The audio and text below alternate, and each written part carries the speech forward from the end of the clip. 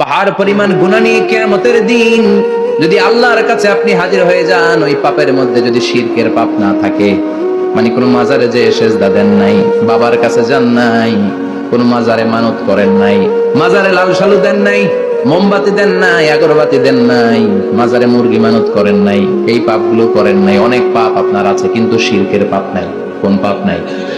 আল্লাহ বলেন, হাজার কোটি পাপ নিয়ে, পাপের বোঝা নিয়ে, পাহাড় পরিমাণ অন্যায় নিয়ে, গুনাহ নিয়ে যদি আমার সামনে আসো, আর এই গুনার মধ্যে যদি শিরকের কোনো গুনাহ না থাকে, তাহলে আমি আল্লাহ পাহাড় পরিমাণ দয়ার ক্ষমা নিয়ে তোমার কাছে হাজির হয়ে যাব। সুবহানাল্লাহ। এজন্য শিরকের সাথে আমাদের কোনো সম্পর্ক, এই শিরক করলে তার মাফ নাই। ইন্নাল্লাহ লা ইয়াগফিরু আন ইউশরাকা বিহি, শিরক করে ফেললে আর মাফ নাই। এটা ভয়ঙ্কর, এটা ক্যান্সারের চেয়ে ভয়ঙ্কর। ক্যান্সারের অ্যানসার আছে, শিরকের কোনো অ্যানসার নাই। লা ইন আশরাকতা লা ইয়াহবাতান্না আমালুক, যদি তুমি শিরক করো, তোমার রোজা, নামাজ, হজ, যাকাত, জিকির গুলারে বাতিল করে দিবে কে? এজন্য শিরকের সাথে আমাদের সম্পর্ক আছে।